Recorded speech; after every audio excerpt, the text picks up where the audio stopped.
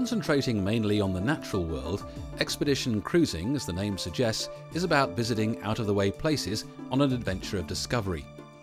If you enjoy seeing and learning about the wonders of nature, be it birds, mammals, marine life, geology or botany, a small ship expedition cruise is the perfect environment. Expedition leader Kim explains.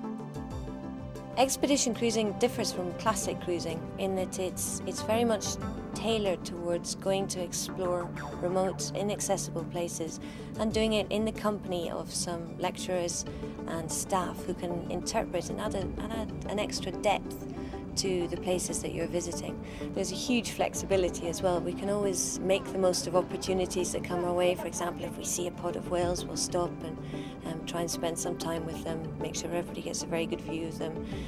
If we have a little bit of extra time, we can do little extra things that with a larger vessel it would be a lot more cumbersome to try and change and make the most of opportunities as they appear. And there's options for everybody, literally from the fitter ones who want to go for a really good hike and experience the sights, sounds and colours of a wild place, all the way down to those who are perhaps less fit. There's always a short walk option or the chance just to stay in the Zodiacs and cruise along the coastline. So it's really open to anybody who's got a love of wild places and an interest to see them, explore them and learn a bit more about them.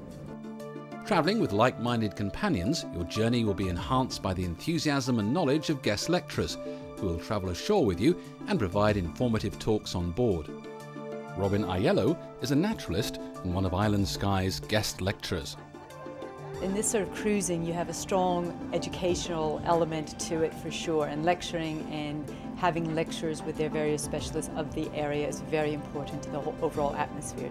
I really try to get across elements of how animals are adapted to live in their environments and what makes them so good at being a fish, or why is a shark, and people can look at things and see why it's doing what it's doing and how it's doing it to add a bigger appreciation to the whole experience. Excursions on expedition cruises will generally make use of inflatable Zodiacs, ideal for landing in otherwise inaccessible places. These versatile landing craft were developed by Jacques Cousteau and make even the most remote shores accessible. The Zodiacs are small rubber boats powered by an outboard engine. They have 6 inflatable sections within them which give an extremely good buoyancy and stability, believe it or not. So you get yourself ready, you have your life jacket, which we provide, and make your way to the gangway, come down the gangway, climb aboard, you sit down on the sides of the boat and you set off on your adventure. And it's a whole different platform to experience the places that we go to, and especially the wildlife.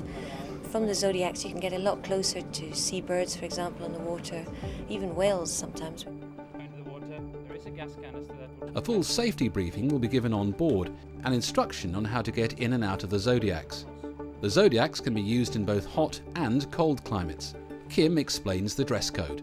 If you're in one of the temperate or colder areas, for example in the Antarctic or Arctic or around Britain, warm clothing, a couple of nice jumpers, waterproof, most important that you're waterproof, sensible shoes or rubber boots if we're going ashore. It's a very simple, ordinary dress that you normally wear, just so long as you're waterproof and you've got enough warm layers on you, you'll be absolutely fine.